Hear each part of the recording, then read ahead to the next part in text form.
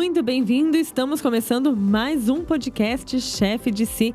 E hoje nós vamos receber um convidado que ele produz um produto que muita gente não quer de jeito nenhum usar, mas que um dia vai acabar usando. São as urnas funerárias. Hoje nós vamos falar com o Thiago Bignotto, mas antes de nós começarmos o nosso bate-papo, eu quero te dizer que eu sou Graziele Geronde, jornalista e empreendedora, e desse nosso podcast é produzido no Next Studios, um estúdio multiplataforma. E agora sim, vamos chamar o nosso convidado. Bignotto, obrigada por ter aceitado o nosso convite. Eu que agradeço, muito legal. E olha, histórias dessa empresa que já está há mais de 50 anos no mercado, é o que não falta, né? Bastante. Bignotto, então vamos começar. Quem fundou a Bignotto? Meu pai e meu tio fundaram a empresa, né, bastante tempo atrás. Caixão, urna, né, para uma funerária próxima lá da casa deles, onde eles moravam. Meu avô, ele era marceneiro. E era um excelente marceneiro, gostava de pescar, ele fabricava a própria rede, o próprio barco, né? E ele era conhecido ali na regiãozinha deles ali como um bom marceneiro, né? E aí, essa funerária lá começou a pedir ajuda para consertar um outro caixão que estava quebrado, né? E na época não tinha bastante empresa, né? E a quantidade de gente que morria também era bem pequena comparado a hoje.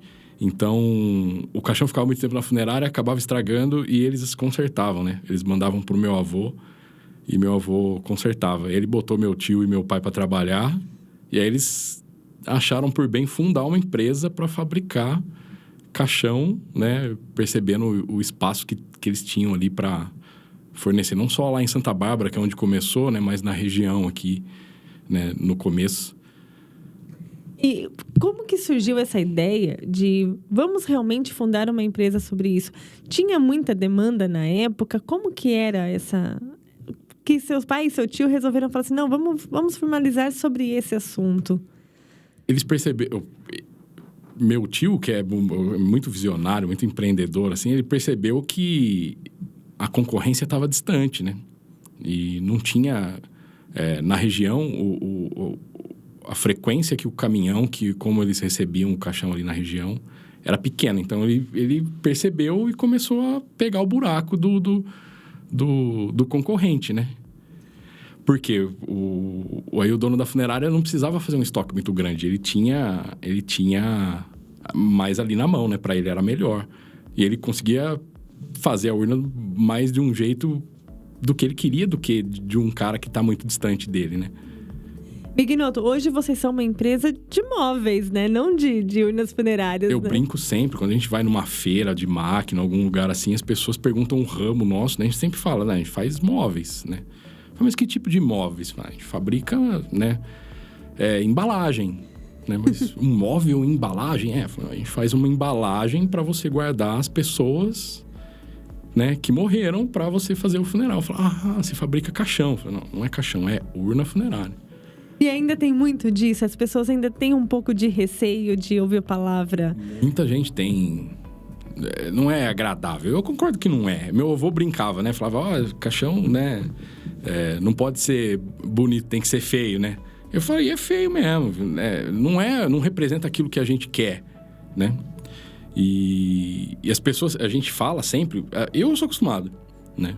Meus irmãos, acho que o pessoal que tá próximo, quem trabalha ali na empresa... Né? Quando passa na frente de uma funerária... É que aqui em São Paulo, aqui no nosso estado, a gente não vê tanto, né? Mas em outros estados, lugares mais do interior... A funerária bota o caixão em pé lá, daquele jeito bem estereótipo mesmo, né? E deixa ele à mostra para quem passa na rua, né? É um pouco ruim, né? Não é uma coisa agradável, né? Mas a gente convive com isso, né? Eu cresci dentro da empresa, né? Tem foto da gente criança nos caixões, então... Pra gente é normal. Claro que quando você enfrenta a primeira vez, né? A primeira pessoa muito próxima de mim que faleceu foi um amigo nosso. E eu já estava trabalhando na empresa, então... E foi muito ruim o segundo dia, o terceiro dia de passar pelo estoque, né? Minha sala era bem no fundo da fábrica, eu tinha que passar pelo estoque todo, né? E era... Você não tem como não lembrar do que você viu um dia, 2 dias antes, né? Aí você fica um pouco... Então eu entendo as pessoas que... Antes eu tirava bastante sarro, mas hoje eu entendo as pessoas que não gostam, né? A gente respeita. A gente era bastante piadista, né? Com relação a isso. E hoje a gente já pega mais leve, porque a chance de você encontrar alguém que perdeu alguém recente, né? Então a gente pegou por causa do Covid, né? Então a gente pega leve nessas coisas. Mas história tem bastante. Agora, Bignoto, já é uma empresa que está há 50 anos no mercado, né? Como fazer para uma empresa durar tanto tempo assim, ainda mais fabricando um produto que é inusitado? Olha, boa pergunta. Né? Eu falo sempre, quando os meus amigos, a gente conversa, eu falo que eu não acredito muito em empresa familiar, né? Porque a gente... Né? Meu tio ficou com a gente até 2008. Meu pai e meu tio foram os fundadores. Até 2008, eles foram sócios. E a preocupação do meu pai e do meu tio era que os primos começassem a brigar entre eles, né? E aí eles acharam por bem separar, né? A empresa cresceu, ela virou várias outras coisas, né? Meu tio mexe com biomassa, esse tipo de coisa, né? Aproveitava o resíduo da empresa, aprendeu a lidar com caldeiraria quando a gente começou a secar a nossa madeira em estufa, tudo. E acabou saindo, né? E a gente ficou só com a fábrica. E de 2008 para cá, né? Até 2012, enquanto meu pai era vivo, a gente ainda tinha uma pessoa lá que, né? Era o norte. Depois que meu pai faleceu, né? A gente meio que se mantém, né? E é difícil enfrentar o mercado, porque as pessoas não vão comprar 2 caixões. Elas não vão morrer 2 vezes. Né? Então, o produto ele precisa estar disponível lá na funerária, onde quer que a funerária seja, no momento que a pessoa precisa dele. Porque se ela passar por lá e escolher um do concorrente, né? Eu não vou vender de novo. Ele não vai voltar e falar, pô, pegou nas costas aqui, eu quero trocar, né? Ele não vai voltar, né? Então, assim, é muito convencimento, né? A gente encontrou uma forma de trabalhar que vem desde o começo lá de a gente estar com um estoque bem próximo do cliente, né? E ele não ter demora. Porque a funerária também, ela não é... A gente conhece aqui em São Paulo as grandes funerárias, né? Gigantes, né? Mas, no geral, elas são pequenas. Elas são uma casa no centro da cidade. Então, ela não tem espaço para guardar caixão. É uma caixa vazia. Só ocupa espaço. Então, a gente cresceu, né, no contrapé do concorrente, porque a gente entregava rápido, né? Produzia rápido e entregava rápido. Agora, antes da gente continuar falando sobre a produção, o seu pai e o seu tio foram sócios durante muito tempo. A gente sabe que muitas vezes a sociedade é um verdadeiro problema, né, Bignoto? Sim. Ainda mais quando envolve família. Sim. Como que era a sociedade entre o seu pai e o seu tio? Olha, eles brigavam bastante. Bastante mesmo. Era assustador, assim. Pra mim, quando eu comecei a trabalhar lá, meu pai me arrastou pra lá dizendo que eu ia trabalhar com sistema, porque eu sou programador, né? Me formei em computação. Só que aí, quando eu cheguei lá, meu tio me despachou pra fábrica. Falou, não, você vai trabalhar lá na marcenaria, tem uma máquina que tem uns números lá, você vai pegar de lá. Né? E aí, eu comecei a trabalhar de lá. A produção era meu pai quem cuidava. E meu tio cuidava mais da parte comercial e tudo mais. E aí, eu fui na primeira reunião, né? E assim, na ponta da mesa, numa mesa comprida, vários gerentes, assim, meu tio na outra ponta, né? E aquela coisa, né? Um provocando o outro, né? Nossa! É meio competitivo, né? Entre eles, né? De mostrar resultado melhor, de provocar o outro que alguma coisa deu certo ou deu errado, né? Ali ainda foi tranquilo, mas era bastante briga. Né? E brigas, assim, a gente tem que separar os dois, né? Briga física, então? Bastante. Bastante não, vai, também tô exagerando. Mas, assim, mas eles eram irmãos, né? Eu que era família ali, filho, né? Às vezes não conseguia defender meu pai também, né? Eu falava, pô, né? Pega leve, né? Você tá provocando, né? E sempre foi assim, né? A visão sempre veio do meu tio, né? Meu tio sempre era a cabeça, ele apontava para um lugar e falava, a gente vai, né? E meu pai discordava, quando discordava era uma guerra, né? Mas meu pai fazia acontecer também, né? Então, quando meu tio falava assim, ó, o produto vai seguir por esse caminho, né? Meu pai, às vezes, não concordava 100%, mas fazia acontecer, né? E meu tio é um cara muito insistente, né? Ele é... Persuasivo. Não tem esse negócio de não dar certo, depois eu vejo, né? As pessoas tinham medo do meu tio, porque ele era muito... acho que assertivo é a melhor palavra. Você não tem... Se você gaguejar para responder o que ele perguntou, ele já desconfiava da sua resposta, né? Aí ele pedia para você validar aquele número. Ó, quanto que a gente vendeu ontem? Você gaguejasse um pouquinho, ele falou, tudo bem, né? Agora vai lá e confere o número, porque você não respondeu de pronto. Você tem que estar sabendo isso aí, né? E por mais que seja um produto que mexe muito com o emocional, né? Porque a gente usa uma urna funerária no pior momento da vida, né? No momento de maior tristeza. Isso tem que ser passado para os funcionários, que não é sempre assim, né? Que vocês têm que entregar o melhor produto, não tem bignoto. A gente cobra o funcionário, por exemplo, eu trabalhei bastante na produção. Eu trabalhei na marcenaria, trabalhei na forração de urna, na embalagem, né? Ajudei a carregar caminhão, eu trabalhei em vários pontos ali. E a gente mostra para o funcionário que, às vezes, ele tem a chance de enterrar um parente dele naquele produto. Ele falou, então você vai lixar o caixão, você vai pintar o caixão, você vai forrar, você vai fazer o que for, né? Como se você fosse fazer a última homenagem para algum parente seu, né? E às vezes a gente pega pesado, porque eu chego no cara, você olha assim, o serviço tá meio, né, mal feito, você fala, pô, você vai enterrar sua mãe num negócio desse? Lá na funerária você vai escolher um melhor, não vai? Então aqui você vai fazer direito. E a gente cobra eles nesse sentido. E vocês já tiveram problemas com algum dos caixões que... tem bastante problema. É muito caixão, né? Mas durante um enterro, vocês tiveram problemas? Ou durante um velório? Acontece problema principalmente por mau uso, né? Porque é uma caixa de madeira, né? Colada, tem grampo, tem prego, mas o que segura bem, o que dá firmeza na urna é a cola. Mas se você não manusear aquilo direito, né? Ele não aguenta pancada, ele não aguenta tombo, ele não aguenta... Ele é feito por uma carga, não dá para colocar muito mais peso do que ele foi feito para suportar. Então, tem que ser tomados esses cuidados, né? No funeral, normalmente, quando algum problema vai acontecer, a funerária consegue detectar isso antes. Porque, por exemplo, se ela fez a preparação do corpo numa urna e quando eles vão colocar no carrinho ou em outro lugar para transportar até o lugar do velório... ele já vai sentir se tem alguma alça solta, se o fundo vai soltar. Então, ali ele já consegue perceber. E, normalmente, assim, 99% dos problemas, o problema aconteceu até essa etapa, né? Caramba! Mas já teve casos... Felizmente, eu não me recordo de nenhum de produto nosso na hora de carregar a urna até o cemitério, até o lugar do sepultamento, o fundo soltar. Ou a alça quebrar, né? E não é porque não foi um produto nosso que, né? Porque assim, a gente olha, a gente não faz... Valeu, obrigado.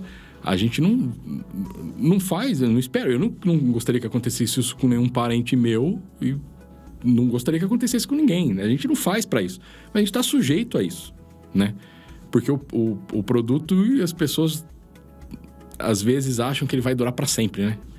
Por isso que o meu avô falava que o caixão precisava ser feio, porque ele vai mais rápido na funerária, porque o dono da funerária vai pôr um preço baratinho no funeral com ele, entendeu? Ele falou, o caixão mais bonito, ele vai ficar muito tempo lá no mostruário. Aí o caixão estraga, no momento do funeral vai ser uma pessoa importante. Aí essa pessoa importante vai ter problema na urna, quem fabricou a urna. E tem data de validade? Uma urna funerária, Bignoto? Não existe hoje. A gente está em busca de ter essa norma para a gente colocar no produto, né? Para evitar desse tipo de coisa acontecer. Porque ele está sujeito à umidade, ele está sujeito a tudo, né? Ele é um produto de madeira, né? E ele pode estragar. Se não cuidar bem, né, ele pode estragar. E aí isso pode virar contra vocês, né? É uma imagem negativa para a empresa. Exatamente. Agora, Bignotto, falando mais um pouquinho do seu pai e do seu tio. Eles brigavam bastante. Na época, o seu avô era vivo? Era vivo. E o seu avô trabalhava com eles? O meu avô trabalhou muito pouco com eles, né? O meu pai e meu tio, eles deram descanso cedo pro meu avô. Meu avô ele era bastante excêntrico também, gostava de pescar, então, né? Vai pescar, né?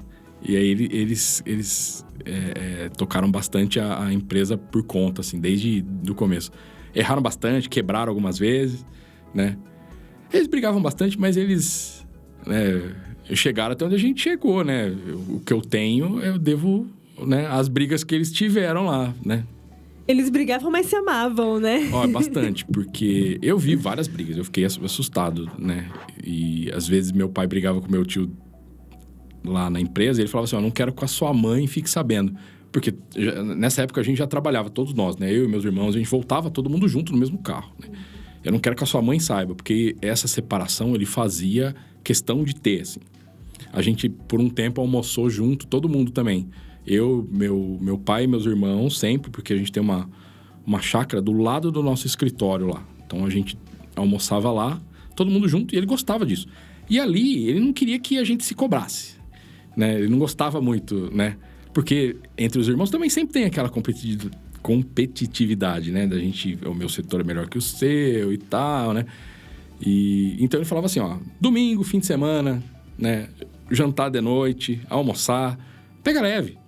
Ele falou, não precisa ficar discutindo, não precisa ficar lembrando, não precisa ficar cobrando, né? Acaba de almoçar, daqui 1 hora você vai lá e resolve o que tem que resolver.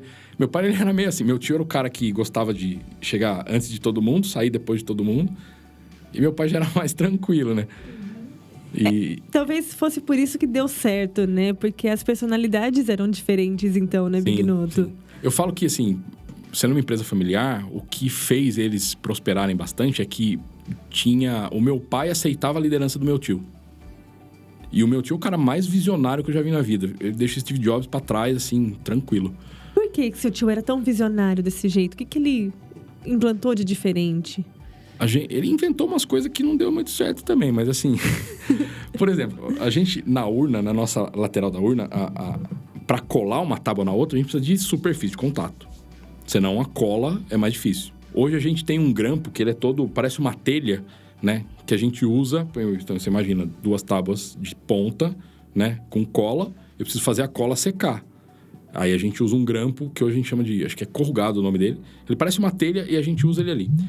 Então, a gente precisava de superfície. Nessa época, a gente estava começando a ver painel de madeira. O painel de madeira, a gente chama de finger, né? Se você olhar nas portas por aí, móveis de madeira, você vê que tem a madeira que ela tem as pontinhas assim entrelaçadas, né? Então, ele inventou uma ferramenta, uma forma de fazer isso nas laterais das peças da nossa urna para não ter que usar grampo, usar só cola, né? E fez o negócio funcionar. E a gente vendeu a urna assim por muitos anos. Ela era muito mais resistente do que a urna é hoje, até. Caramba! Porque era muito firme, né? Justamente por conta desse processo que foi criado pelo seu tio. Porque era um monte de pontinha, a gente chamava de malete isso, né? O problema é que as máquinas foram ficando mais velhas, isso dava muito trabalho para manter a fabricação disso, as máquinas. A banca de montagem, ela já não apertava o suficiente para o caixão fechar direitinho, então eles davam uma retadinha ali assim. Chegou num ponto que a gente mediu e falou, olha, é melhor ir para outra tecnologia, né? E foi quando a gente começou a usar esse grampo corrugado para segurar a cola. Porque o que segura mesmo é a cola, né? A urna. O fundo nosso, ele é todo grampeado, tudo, mas se faltar cola e tiver só grampo, o grampo não segura. Então, precisa ter cola. E não pode ter economia de cola.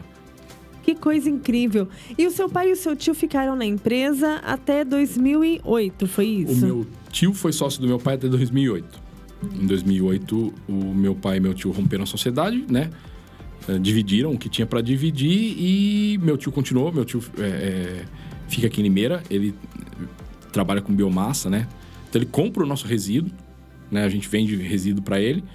E por muito tempo não, até hoje a gente compra a madeira dele, né? A gente compra a tora dele, né? A gente tem a nossa própria serraria e é o resíduo da fabricação da nossa madeira, ele compra de volta. E como que foi essa separação do seu pai e do seu tio? Olha, no começo a gente ficou, eu principalmente, porque nessa época eu trabalhava com o gerente comercial da época. E basicamente assim, o meu tio já estava muito mais envolvido com a parte de caldeiraria, de biomassa. Ele, né, a gente até cobrava ele às vezes, falava, pô, você tá deixando nós de lado aqui. Né? E aí ele decidiu, falou, um belo dia ele levantou, eles sempre ameaçaram, vamos separar. Um belo dia ele levantou e falou, não, agora vamos separar, né? Chamaram algumas pessoas lá, que eram mais próximas, fizeram uma ata, né? Documentado. Marcou uma data, né? E a partir daquela data, né? Meu tio continuou trabalhando lá com a gente por um tempo ainda, né? E aí a gente até pegava no pé dele, né? Falou, pô, né? Agora a gente separou, né? Ele tava no escritório do lado, aí ele saiu, foi um pouco mais distante, né? Porque eu acho que pra ele não deve ter sido fácil também, né? Eu acho que não é fácil até hoje. Ele cobra a gente. Muito tempo atrás ele ligou pra mim, conversou bastante, né? Me cobrou. Falou, você não tem mais pai, né? Mas eu tô aqui, eu vou puxar sua orelha. Se você não estiver fazendo certo, a gente vai pegar no seu pé, né? E foram quantos anos o seu pai e o seu tio na Big Noto? Olha, até 2008, de 60 e poucos, foi 45 ali, mais ou menos. É bastante tempo, né? Anos, trabalhando junto. Tempo. E acaba sentindo até a falta, né? Quando separa, Não, né? sente, porque o meu pai passou a conversar muito mais com o meu tio, né? Porque antes eles só brigavam. Aí, quando separou, eles deixaram de ser sócios, eles voltaram a conversar. Um dá pitaco nas coisas dos outros sem brigar. Olha, eu já vi esse filme, Big Noto. Eu já vi esse filme, viu? Conheço uma empresa que é igualzinha. Eu falo sempre, né? Falo para meus irmãos, inclusive. Falo, a gente vai deslanchar quando não tiver dono trabalhando aqui. Quando a gente sair e tiver alguém pra gente cobrar, né? Eu acho que o negócio vai. Porque hoje é muito pessoal as coisas. Não tem como evitar, né? O que eu faço, do que a minha irmã faz, do que meu irmão faz, sempre tem a carga da pessoa ali, né? Eu tenho os funcionários que são mais próximos a mim, a minha irmã, os funcionários mais próximos dela, meu irmão, os dele, né? E as pessoas tomam muito partido também. Mesmo se a gente, né? Eu lembro que quando meu pai e meu tio saíram, né? Alguns funcionários foram com meu tio, alguns ficaram, né? E eles disputavam, assim, pra ver qual empresa ficou melhor, sabe? Eu falava, pô, não tem nada a ver, a gente tá de boa, né? É caminho diferente, agora vão ser ramos diferentes, né? A gente não vai concorrer, a gente não brigou, então, né? E a partir de quando você e seus irmãos assumiram a Big Noto? Meu pai faleceu em 2012 de câncer de pulmão, né? Em outubro de 2012. E eu lembro bastante, assim, do medo que eu tive muito medo. Eu tenho medo bastante até hoje. Acho que dos irmãos eu sou mais bunda mole, assim, pra essas coisas. Mas eu tive bastante medo, porque você perde um pouco a pessoa que faz você trabalhar. Porque eu não sei, outras empresas, de repente, eles podem ter algo nesse sentido também, de quando você perde o líder ali, as pessoas ficam bastante dispersas, assim. Então, eu acho que, por um tempo, eu e meus irmãos, a gente foi bastante disperso. E a gente acabou ficando bastante... Como é que eu vou dizer? Abalados, às vezes. Talvez, né? Aí o que acontece? Você acaba confiando... fragilizado, acho que é a melhor palavra. Porque você acaba confiando em pessoas que te oferecem o conforto mais rápido. E aí pode ser um grande problema, né, Big Noto? Porque confiar na pessoa errada, né? Meu tio tinha muito disso, né? De escolher pessoas, né? E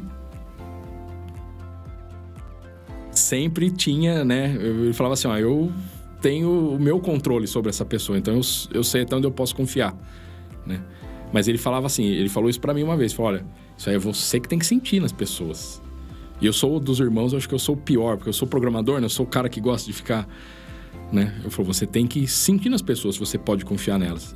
E a gente foi aprendendo. Eu hoje já sou bastante descolado nisso, né? Meus irmãos também.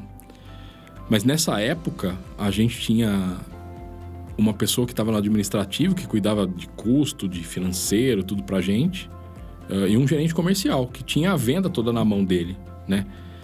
E a gente percebeu que eles, depois de alguns anos, né? Começaram a forma como a gente trabalhava estava bom para eles, mas não estava bom pra gente, né? Porque a gente tinha uma combinação que veio da época do meu pai ainda, porque quando o meu tio saiu, se essas pessoas tivessem ido com o meu tio, basicamente a Big Noto não ia existir hoje, né? Então eles ficaram do lado do meu pai, né? E acabaram se aproveitando um pouco dessa época também, porque o meu tio era bastante o líder ali quando a gente era todos juntos, né? E aí aproveitaram, criaram uma empresa, eles vendiam pra gente a parte administrativa. E a gente pagava uma porcentagem do faturamento pra eles. Então, independente do lucro que eu tava tendo, eles estavam ganhando muito bem. Só que eu não tava mais tendo lucro. Então, a gente queria mudar a forma de trabalhar, né? Aí gerou bastante. Essa foi a pior fase, assim, da empresa até hoje. Acho que desde a época desde a fundação até hoje. Porque, assim, do dia pra noite, a gente percebeu que não dava mais pra continuar. Eles estavam... a gente tinha que anunciar por um prazo que a gente ia encerrar o contrato. E nesse prazo, eles já estavam abrindo uma outra fábrica, né? Usando meu telefone, meus e-mails, minha internet, tudo lá do meu escritório, para vender para essa fábrica que eles iam abrir, né? Caramba, eles Então a gente cortou, né? Quando eu descobri, eu falei, não, agora, né, não entra mais aqui, beleza, vai encerrar, a gente paga o que tem que pagar, né? Mas não preciso mais do serviço, então, né? E acabou gerando processo judicial ou não chegou nesse ponto? Gerou processo, tudo. Sendo bem honesto, eu nem sei mais que pé que tá esse negócio. Mas, assim, é aquela coisa da gente confiar em quem ofereceu o conforto mais rápido. Falar, não, deixa aqui comigo, né? Eu tenho a solução, né? Tá tudo certo, né? E eu acho que, assim, no início a intenção deles não era essa, né? Mas quando a gente começou a querer ajustar as coisas, né? Falou, olha, vocês estão ganhando bem, mas o lucro da empresa está diminuindo, né? Esse é um custo que tá ficando alto pra gente, né? E eles começaram a perceber que a gente ia querer mudar. E aí, assim, não quiseram voltar atrás. Porque a gente ofereceu, falou, olha, a gente não quis mandar eles embora, né? Quando a gente foi anunciar o encerramento do contrato, a gente propôs, falou, olha, CLT todo mundo, né? Você não vai mais me vender um serviço, você vai ser contratado, vai manter o mesmo que você ganha hoje, você vai continuar ganhando. Mas a gente não quer trabalhar assim, então a gente vai encerrar. A maioria dos funcionários que estavam trabalhando lá, que eram funcionários deles, ficaram com a gente. Teve um ou outro que saiu, né? Mas assim, a liderança mesmo, as coisas, assim, era confortável pra gente, né? Porque no começo a gente tinha meu pai e meu tio. Depois eu tinha meu pai, né? Chegou num ponto onde a gente tinha... o nosso dia a dia, né, não envolvia gerenciar a empresa como um todo, né? Então, a gente cuidava cada um do seu setor. Então, naquele momento, a gente falou, olha, a gente é empresário. E a gente agora tem um negócio na nossa mão. Então, a gente vai ter que agarrar aí e fazer acontecer, né? E mudar a forma de agir, né? Mudar a forma de se portar dentro da empresa também, né? Porque Isso até então, a gente era muito acomodado, né? Isso é muito importante, né? Ter uma postura também, né? Como empresário, como dono de uma empresa, sim, né, Big Noto? Sim. A gente tinha um consultor que ia lá, ele reclamava bastante. Ele pegava bastante no meu pé. Porque eu sempre fui o mais desleixado, assim, né? Roupa larga e tal, né? Ele falava, cara, não anda pela empresa com a manga da blusa cobrindo a sua mão, né? Regaça um pouquinho, assim, né? Porque as pessoas vão olhar pra você, né? Como o filho do dono, né? Eu falei, cara, então, eu sou o filho do dono, mas eu não sou, né, o dono, né? Eu sou outra pessoa. Não, mas você tem que, né? E pegava bastante no pé. O meu irmão gosta muito dessa postura de empresário e tudo. Eu falo que ele deveria ser o presidente da Big Noto, né? Eu acho que ele ia se dar bem nesse negócio. E ele gosta, minha irmã também gosta, né? Eu sou o menos empresário de todos ali, né? Mas isso é muito importante, né? A gente percebeu... A minha ficha caiu ainda um tempo depois ainda, né? De perceber que eu tenho um negócio na minha mão, né? Quando você começa a ver, por exemplo, o meu irmão, ele brigou muito por isso. Ele brigou muito com meu pai porque ele queria ter um refeitório na empresa. Porque ele viu um funcionário comendo afastado porque ele tinha vergonha do que ele comia. Nossa. Da marmita dele. Ele falou, não, eu não gostei disso e vamos resolver isso, né? Então, ele brigou muito para ter um refeitório.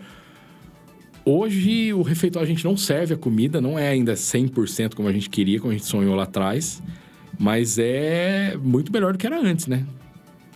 Com certeza. E com isso, vocês foram aprendendo muita coisa, né? Vocês que acabaram caindo de gaiato, digamos assim, na administração de uma empresa... E tiveram que mudar todo um paradigma, né? De liderança, de gestão. Teve toda essa questão envolvida com vocês? Teve. Eu falo até hoje, né? Eu não sou empresário, assim. Não sou aquele cara visionário, né? Eu não consigo...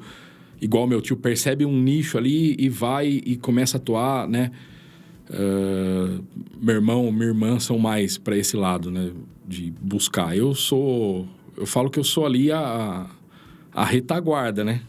Eu controlo o financeiro, contabilidade, né? O TI, o sistema, né? Hoje a gente entrega a quantidade de coisa que a gente entrega eletronicamente para o governo, né? Então tem que cuidar desse negócio direitinho, né?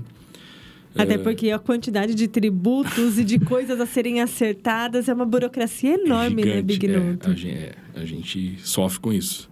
A gente aprendeu bastante com isso também, né? Aí não tem como. Por mais que você não queira ser empresário, que nem eu, você tem que acabar estudando esse negócio, aprendendo um pouquinho, né? Porque é bastante complexo. A gente fala que a gente chama de engenharia tributária, ali, a forma como a gente coloca as empresas. A gente teve, por um tempo, mais de um CNPJ. Aí depois eles tinham finalidades diferentes. Aí a gente tentou ter filial. Aí hoje é um CNPJ só e é mais barato prestar conta dessa forma, né? Porque é bastante complexo. Isso a gente teve que aprender bastante também. E aprendeu fazendo, né? Porque meu tio deixou de uma forma e hoje é completamente diferente. E até ele cobrou a gente, falou, não estou entendendo o que vocês estão fazendo. Eu falei, não, a gente está simplificando porque, né, hoje fazer como a gente fazia antes é muito complicado e se bobear até é ilegal. Então, vamos organizar de um jeito aqui, né? Meu pai falava muito disso. A gente nunca fez nada muito por fora. E ele falava, isso chama-se o custo do travesseiro. De você dormir e acordar com o seu despertador, não com a Polícia Federal na tua porta. E é um perigo, né? E assim, você pergunta se você está fazendo certo, eles falam, não sei, né? Mas já que você desconfiou, eu vou te fiscalizar. É verdade, é verdade. E aí, se tiver alguma coisa errada, você fala, olha, mas eu não sei se eu estou fazendo certo. Eu falo, não quero saber, tá errado, eu vou te multar. Então, e assim, eu acho que não tem escola para isso. É vivendo, sendo empresário. E vocês, como empresário, o que vocês aprenderam em todos esses anos que vocês estão à frente de uma empresa de família com uma história gigantesca por trás? Olha, eu aprendi que, por mais que tenha sido uma herança, né? A fundação do meu pai, do meu tio, não é fácil. Manter não é fácil.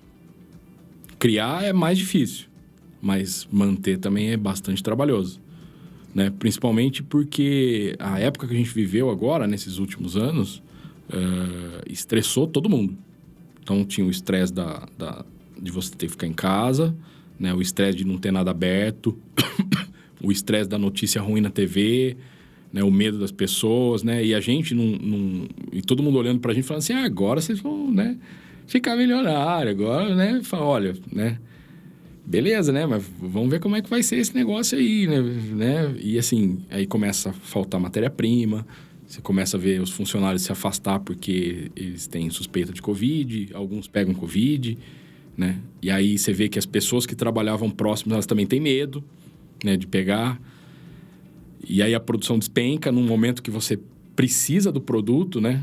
Mais do que sempre.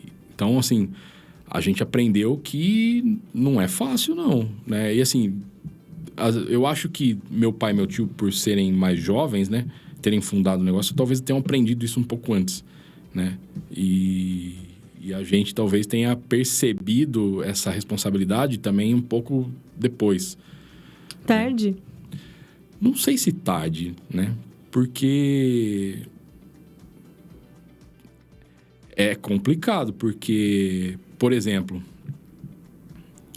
tinha todo o contexto lá do meu irmão querer fazer o refeitório para os funcionários e tal, né? Ele briga muito, ele cuida da produção, então ele briga muito pelo pessoal lá. E às vezes, assim, a gente faz...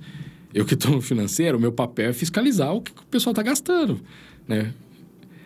E às vezes eu questiono alguma coisa, eu falo, então tá numa conta gerencial errada, tá num momento errado, eu cancelo. Eu falo, não, isso aqui não vai fazer.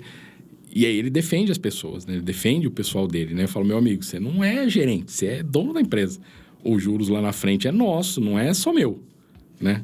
E querendo ou não, tratar bem as pessoas faz uma diferença gigantesca, né, Bignoto? Sim, meu pai, ele era bem ríspido. Meu tio era mais ainda, né? E a forma como eles fundaram a empresa não daria pra gente existir hoje, né? Por quê? Porque era uma época muito diferente. A pessoa sabia o que ela tinha que fazer. Ela ia trabalhar sabendo o que ela tem que fazer. Hoje, as pessoas, elas não estão muito preocupadas com o que elas têm para fazer ali. Muita gente está lá só para cumprir tabela, para ganhar o salário no final do mês, né? Poucas pessoas têm uma ambição de, né... Seguir carreira na fábrica de caixão é meio triste também, eu entendo. Né? Mas, por exemplo... Mas fazer diferente, né, Bignoto? Eu falo, olha, eu sei lá, eu quero ser gerente, eu quero evoluir, né? A gente vê, a maior parte dos nossos funcionários são mais jovens. E a gente percebe que o pessoal que está em escola técnica, a gente sabe que o cara não vai durar muito tempo, porque eu não tenho vaga para... Eu tenho 180 funcionários, 200 funcionários. Eu não tenho tudo isso de gerente. Então não vai caber todo mundo, né? Então, o mecânico, às vezes o cara quer ser mecânico, às vezes ele quer trabalhar com outra coisa, né? Então, a gente sabe que ali não tem muito espaço, né? Eu tenho um programador de máquina que mexe com AutoCAD e tudo, né? Agora ele vai ter um assistente. Então, não dá. Então, eu sei que o cara, né? E a gente torce por isso também. Né? Mas é pouca gente que tem essa vontade, sabe? Até um tempo atrás, quando eu entrevistava as pessoas, nossa, bastante tempo atrás, teve um rapaz que perguntou pra mim, falou, quanto tempo demora pra eu virar gerente? E eu olhei pra ele assim e falei, cara, né? Eu falei, não sei, cara. Falei, o cara do almoxerifado ali tá ali, acho que faz uns 25, mais ou menos. Ele falou, nossa, demora bastante. Eu falei, não, ele tá lá há muito tempo. Então, se você quer a vaga dele, você tem que esperar que alguma coisa aconteça com ele, né? Tem esse outro detalhe também, né? Você pode ser o melhor montador de caixão que eu tenho aqui. Só que enquanto tiver o melhor almoxerife, né? Você não vai conseguir chegar no lugar dele. É verdade. Mas essas pessoas são cada vez mais raras, né? Caramba, que coisa, não? Que difícil, mudança. Né? Porque era uma época que o cara entra a trabalhar, ele sabia que ele ia ser cobrado, né? Hoje, por exemplo, o pessoal leva em conta o peso da urna quando o cara vai tirar da banca e colocar na pilha. Né? Não pode ser muito pesado. Você não precisa de 2 pessoas, né? Então, tem algumas situações que você olha e fala, puxa vida, né? Aí você automatiza, você tira o funcionário, né? Porque começa a ficar muito pesado, muito caro pra gente manter aquela função ali, né? Antigamente, as pessoas aceitavam mais comando, né? Cobrança. Eu concordo que, né? Meu pai, meu tio, alguns gerentes que a gente teve lá, os caras pegavam um pouco pesado, assim, né? Mas era a cultura da época, né? Hoje em dia as pessoas são diferentes, então acho que a gente tem que tratar diferente.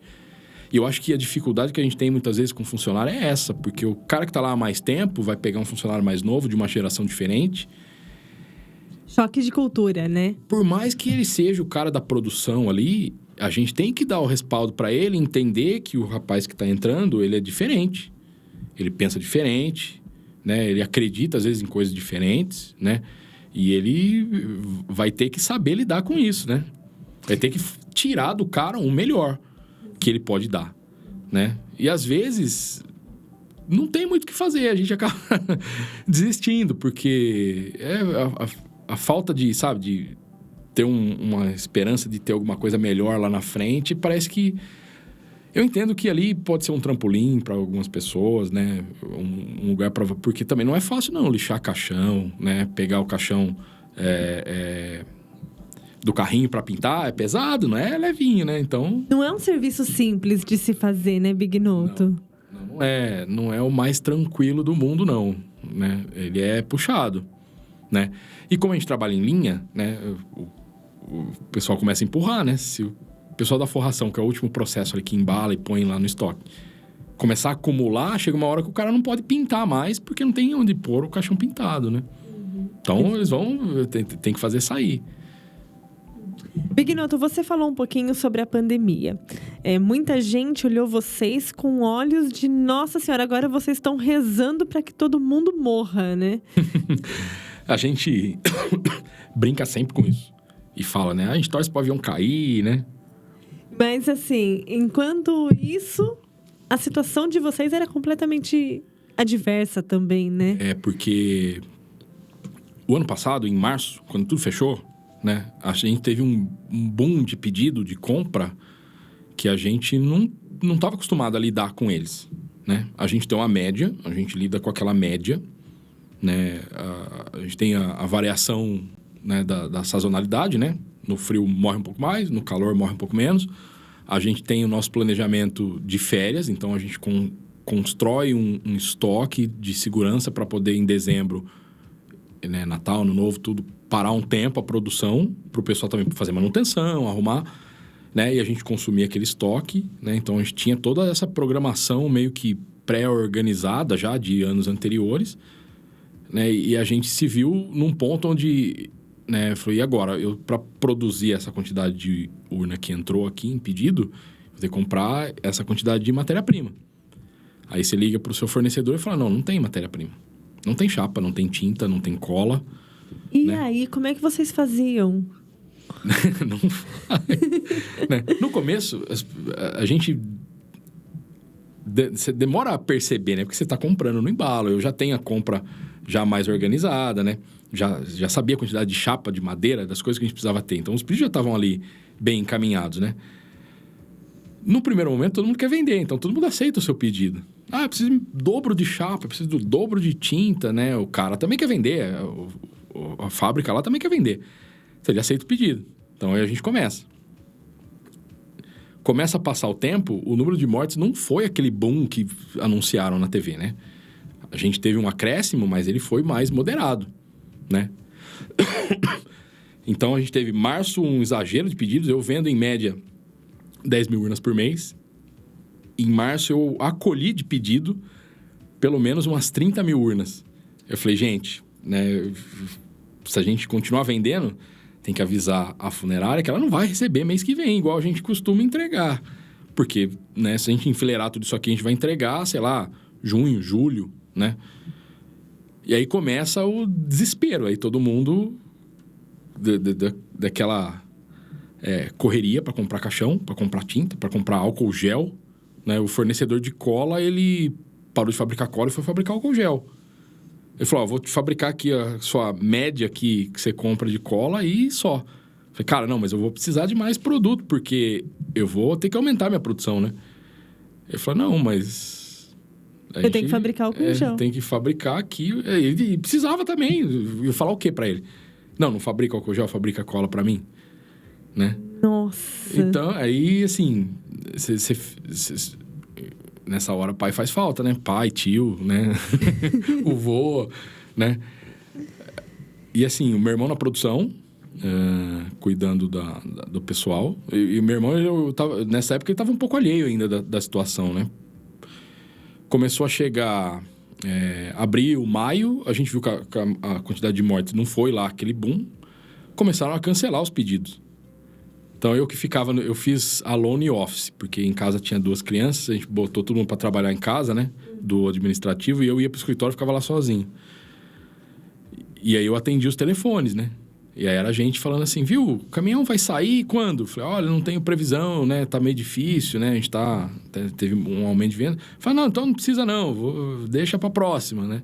E aí, beleza. E começa, né, daquela despencada, né? Aí o número aumenta, entra naquele desespero. Então, a gente não tinha uma tranquilidade para trabalhar. Você não sabia, você não podia confiar no número do atual, nem na previsão do mês que vem, porque não faz sentido pro cara da funerária ficar estocando o caixão lá. Ele também não sabia quantas pessoas iam morrer. Foi completamente incerto, né? Então, foi um mês que a gente faturou o estoque e a produção. Então, foi um mês excelente pra gente, né? Aí, no outro mês, compensou a venda excepcional no mês anterior. Foi aquele marasmo. No outro mês, foi um pouquinho melhor. E depois deu uma boa normalizada até o fim do ano. Mas aí começa a faltar de vez a matéria-prima mesmo. Aí começa a ficar assustador. Nossa, e como que vocês faziam, né? Porque sem matéria-prima não tem como fabricar. E aí?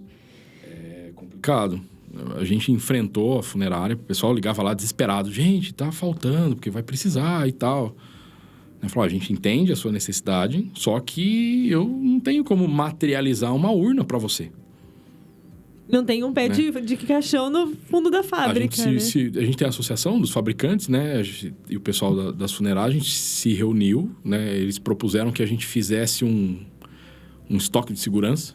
Então, por exemplo, se alguma cidade tivesse um pico que a funerária, né, e quem tivesse próximo não conseguisse atender, que a gente furasse a nossa fila ali de clientes para atender, para que ninguém ficasse sem urna, né?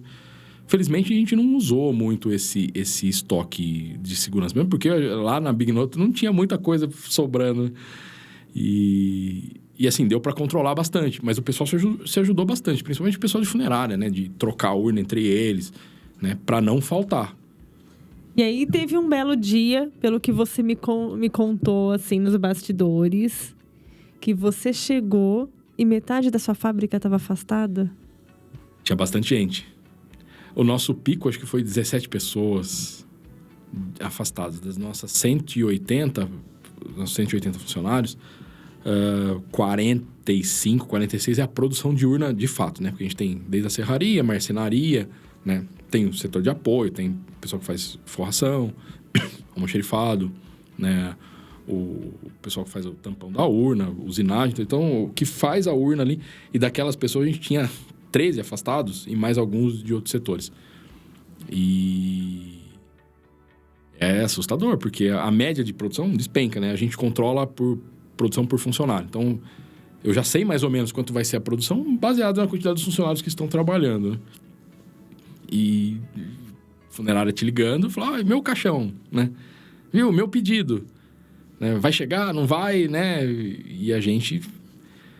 não tem muito para onde correr, né? Você abre vaga, você contrata as pessoas, né? Aí você enfrenta esse problema das pessoas não terem mais muita ambição na vida, né? E foi bem complicado. A gente teve que contorna, né? De alguma forma. Pega o funcionário de um setor, põe no outro, né? Ajusta ali, né? Porque o cara que não tá habituado a pintar, ele não aprende a pintar do dia pra noite, né? Leva um tempo, né, Big Note? Precisa de treinamento, e capacitação. Assim, não é um produto que você pega de qualquer jeito também, né? O cara vai tirar o caixão da banca, ele precisa ter a mãe ali, né? Então, você precisa ter alguém que conhece ali pra ajudar, né?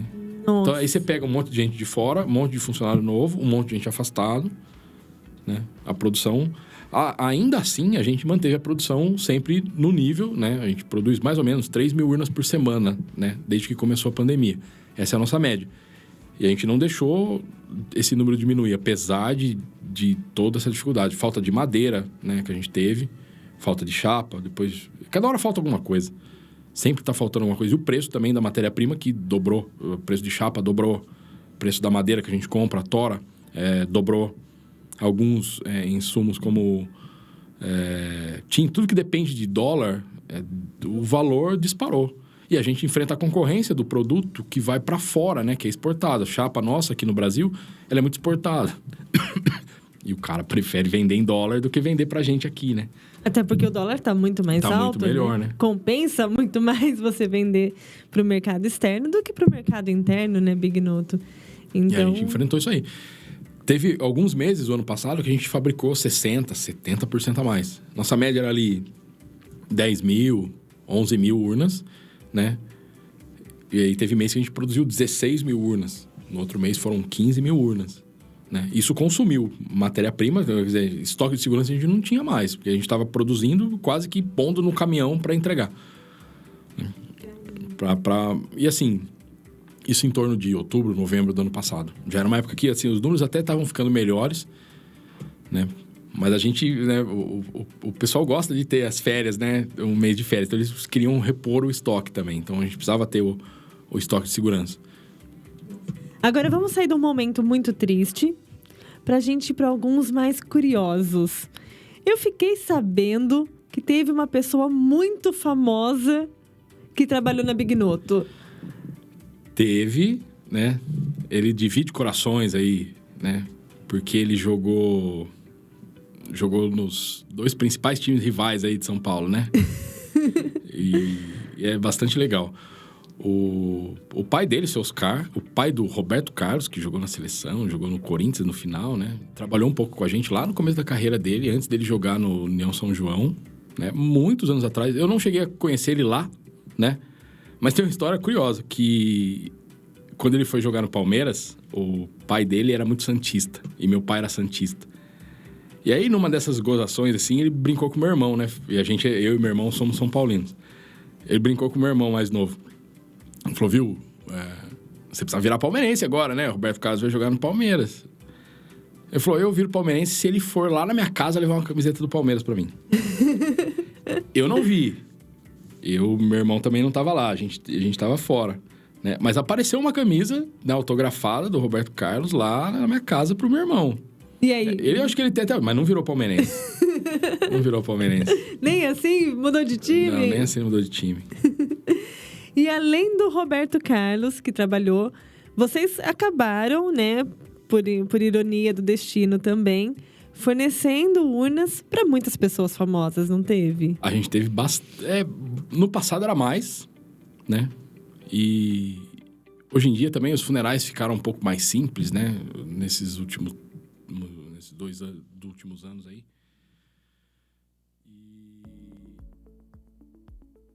Mas teve bastante. Eu tô tentando lembrar aqui de alguns. Eu sei que o Tele Santana foi uma urna da Bignoto.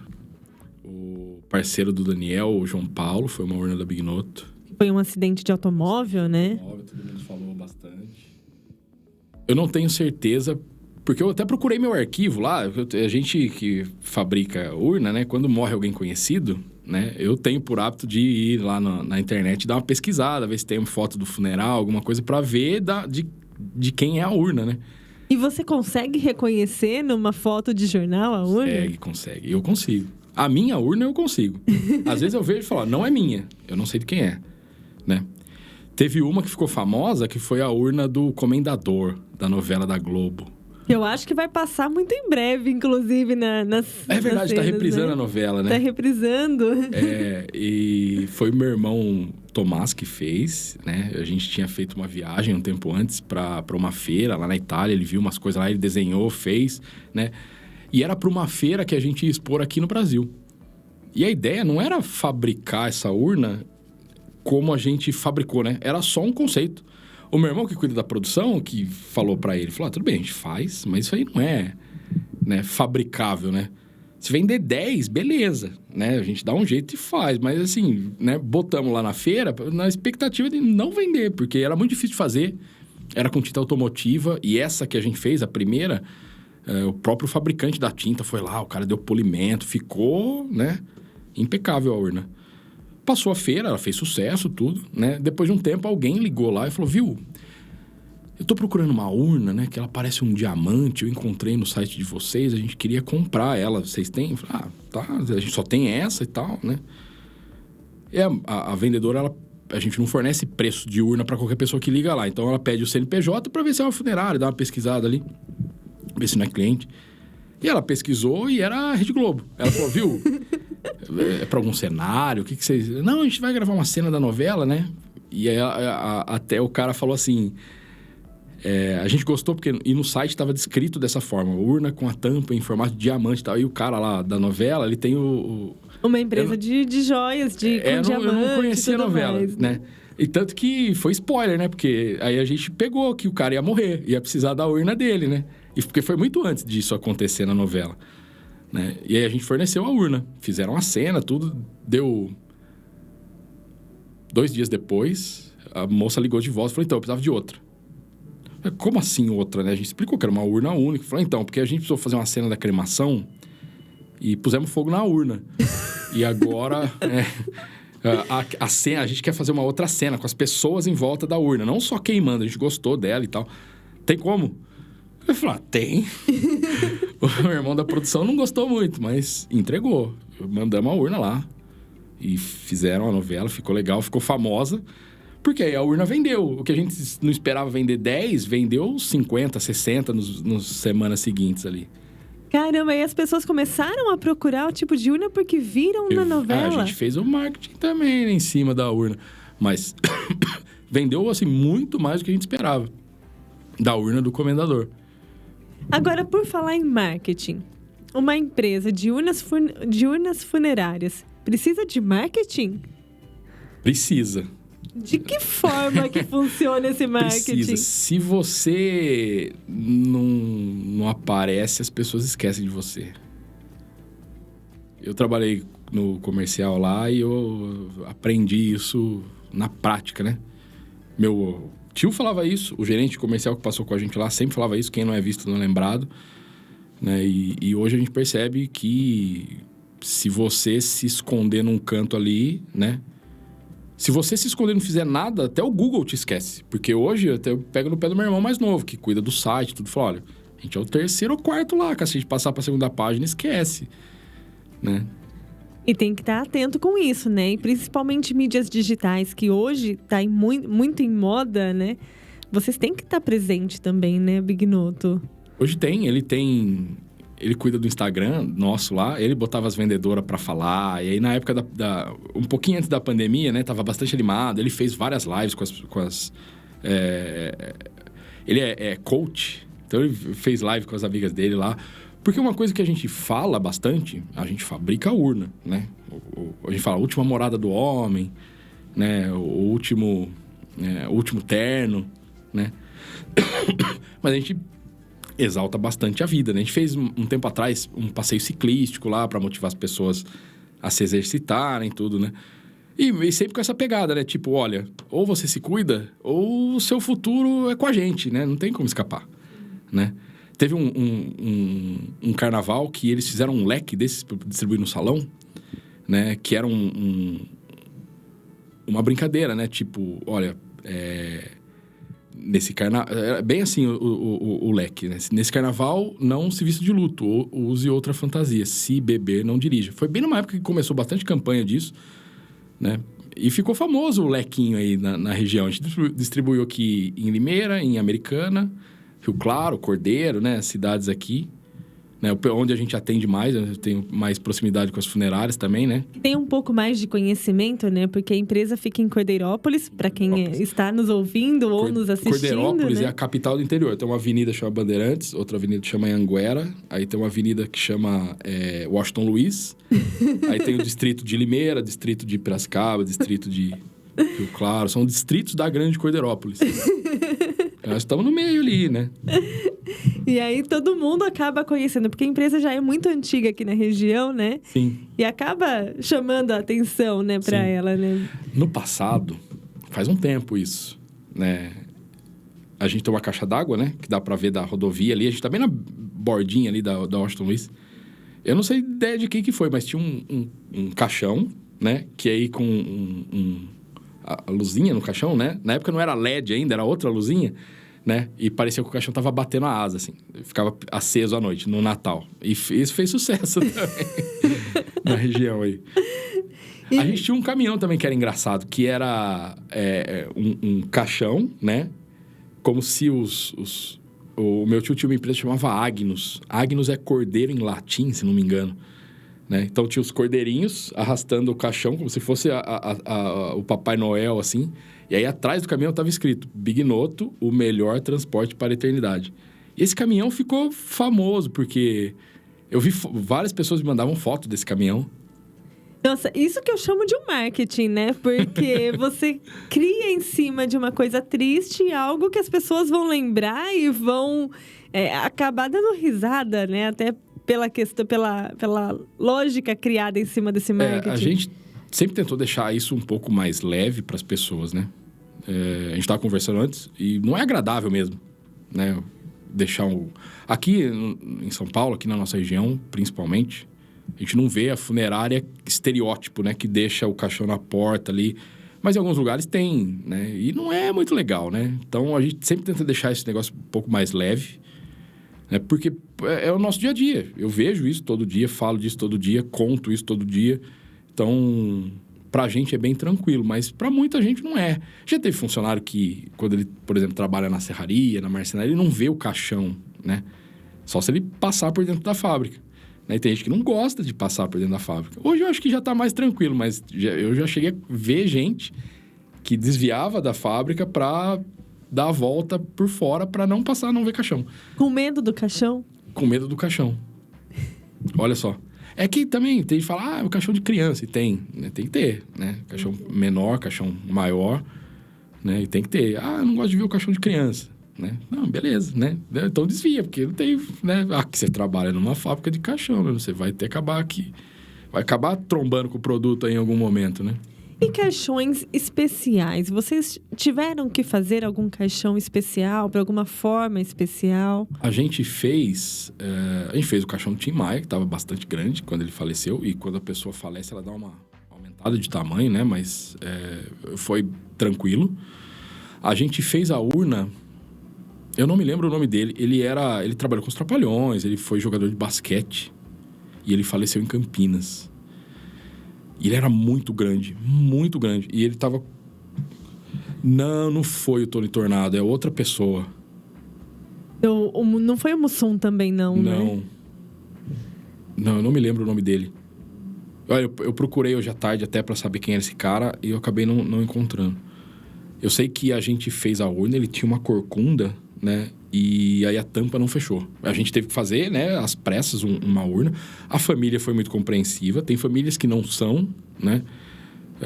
Ela foi muito compreensiva. Falou, olha, o tamanho dele não dá. Então, a gente vai fazer uma urna de hoje para amanhã, né? E o verniz demora para secar. Então, né, a gente vai tentar ali, de alguma forma, né, fazer. Aí, a gente entregou a urna na CETEC, em Campinas. E aí eles avisaram que a tampa não ia fechar. A gente tinha que fazer uma tampa um pouco maior, mais profunda, né? Mais alta, para poder fechar sem amassar muito o rosto dele. Então, aí a gente fez, aí ele falou, então tem que esperar mais de hoje para amanhã aí, para dar tempo, né? Aí fez a tampa, uma outra tampa, né? Para poder fazer o funeral. A família entendeu, né? Que era um caso especial, né? E foi tranquilo. Que situação, hein? Que situação. A gente tem, eu falo sempre, né? Falo para todos os tamanhos, todos os pesos, né? Mas sempre tem aquele que é excepcional, né? E eu brinco sempre, vou no restaurante e falo para as pessoas, gente, pode comer à vontade, porque aguenta até 600 quilos de produto. Então, né? Tem espaço, pode ficar tranquilo que não tem problema, não. E tem os mais altos, os mais baixos, né? Mais baixo ainda é um pouco mais fácil, não é? É, só pegar o mais alto. É que depende, né? Tem gente que... Dizem que o pessoal do Sul é assim, né? Que fala se sobrar muito espaço no caixão, atrai alguém da família. Então, o caixão tem que ser mais justo possível ali para não chamar ninguém. E vocês chegaram a entregar caixões ou urnas funerárias fora do estado de São Paulo? A gente vende para um pouco do Paraná. A gente vende pro Mato Grosso do Sul ali. Goiás, Distrito Federal. Minas, mais sul de Minas. Rio de Janeiro, bastante. E Espírito Santo um pouquinho. Ou seja, né? Tem pessoas de várias localidades. Tem. A gente percebe, né, que cada região gosta mais de uma cor, de uma aparência da urna, né? Tem gente que cada região tem um tamanho diferente, tem gente que é mais alto, tem gente que é mais gordinha, assim. Então, sempre tem as peculiaridades de cada região, né? Agora, Bignoto, você e seus irmãos na diretoria, vocês seguem a mesma lógica do seu pai e do seu tio e brigam? Ou vocês são bem tranquilos? A gente quebra o pau também, não tem como. A gente briga bastante. Mas é de boa, né? Enquanto tiver gente pra separar, eu falo sempre, né? A gente só não pode... Agora é tudo online, então a gente faz reunião online, então a gente não briga mais tanto, assim, né? Acho que se meu pai e meu tio tivesse Zoom na época deles, acho que eles brigariam menos também.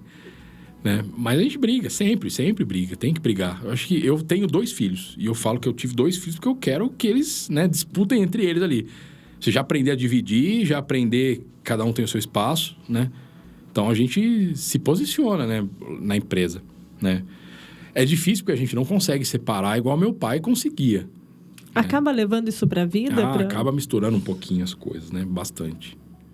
E não tem como separar, né, de pessoal para profissional? Eu falo que, assim, como a empresa hoje, estamos todos lá, e a gente começou basicamente todo mundo junto, eu acho que trabalhei 1 ano a mais do que ele só lá.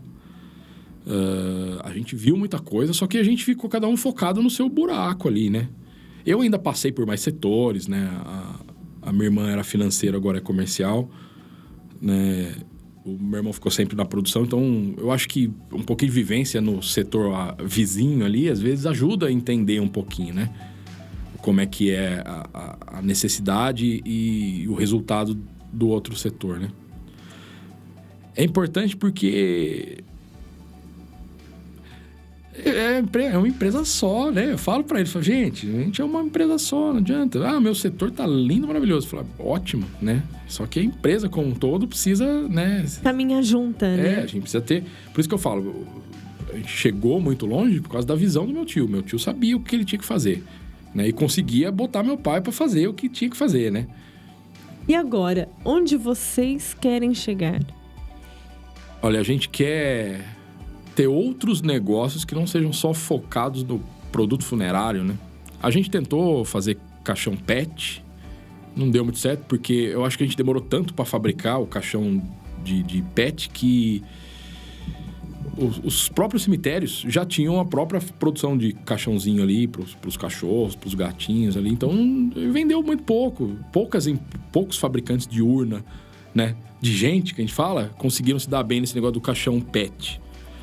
Mas a gente quer outra coisa, né? Hoje a gente vende briquete, que sai do nosso resíduo, a serragem, né? Compactada, ela forma o briquete. O que é o briquete? O briquete é a serragem da madeira seca, né? Compactado. O pinus, que é a madeira que a gente usa, ele é meio resinado, ele tem uma resina. Então, quando você aperta muito ele ali, ele gruda, né? E forma o briquete. Que parece uma ração, né? Que sai um tubinho, assim, né? E aí usa em caldeira, usa pra fonte de calor, né? Como se fosse uma lenha? É como se fosse uma lenha. Que o pessoal das empresas prefere porque ele vai ensacadinho, bonitinho, não tem bicho, né? Limpinho. Então, pra eles é muito mais tranquilo do que a lenha. E ele produz muito mais calor do que a lenha também. Agora, vocês tiveram que se adaptar com muitas coisas, né? E a questão ambiental começou a ser pegada, né? Nesses últimos anos, né? Como é que vocês fizeram com isso? Hoje a gente compra só madeira certificada. A gente não tem nem... Eu acho que nem se eu procurar deve ter madeira sem certificação mais aqui no nosso estado, né? Tudo é muito bem fiscalizado. Depois que colocaram o satélite lá tirando foto da floresta, o cara não tem muito para onde fugir, né? Muito tempo a gente comprou... A gente tinha a nossa própria fazenda. Quando houve a separação, meu pai e meu tio ficou com a fazenda e ficou passou a fornecer a madeira pra gente. A gente compra de outros fornecedores também. A gente tem muito cuidado com o resíduo, né? O nosso resíduo... A gente fala sempre assim, a madeira que entra na empresa, ela não sai, não é desperdiçado, né? A casca a gente vende, a serragem da serraria meu tio compra, a serragem da madeira seca, que é a marcenaria, a gente transforma em briquete, e o que aproveita da madeira vira urna. Então, do principal produto a gente não desperdiça nada, né? A gente tem um processo de otimização da madeira para tirar a parte torta e tudo mais. Então ela fica mais bonitinha, a gente aproveita melhor a tola de madeira dessa forma, né? Até um ponto que a gente falava pro dono da funerária, né? Falava, o meu caixão ele é melhor porque eu otimizo muito mais a madeira do que o cara que compra a madeira pronta, né? Eu fabrico a minha própria madeira pensando na urna. Aí meu irmão brinca sempre, fala, né? A gente compra a tora redonda e a gente usa ela quadrada, né? Vai ter que jogar alguma coisa fora. Eu falei, não, a gente não joga nada fora. Agora, o papo tá muito bom, Bignoto, mas a gente já tá estourando o nosso tempo. Então, agora, para encerrar rapidinho, eu vou fazer um jogo com você de palavras rápidas. Então, eu vou pedir para você me responder em uma palavra ou uma frase no máximo, ok? Empreender é? Trabalhar bastante. Um sonho. Eu quero viver fora do Brasil. Mesmo com uma empresa? Mesmo com... Eu não sou o empresário, né? Mas, assim, meus irmãos moraram fora, todos eles, né? E eu fui o único que fiquei aqui o tempo todo, né? Então, eu tenho esse sonho de escapar e viver em outro país, ver como é que é, né? Um aprendizado. Paciência e, principalmente, ouvir mais do que falar. É difícil, mas eu tento. E um desafio, Bignoto? Desafio, pra mim, é ceder. Eu sou muito teimoso. E o que você dá de recomendação para quem quer ser um empreendedor? Se prepare bastante e não seja como eu, não tenha medo de errar, porque você vai errar muito. Meu pai e meu tio erraram bastante, né? Eu erro bastante, eu e meus irmãos, a gente erra bastante, né? Mas assim, você tem medo de errar, você tem medo de ganhar, né? Você só vai saber como fazer fazendo, né? Vai dar errado, né? Quando eu virei comercial, eu falava que o pior lugar para eu trabalhar, porque eu não gosto muito de falar. Eu falo demais, né? Mas esse não é...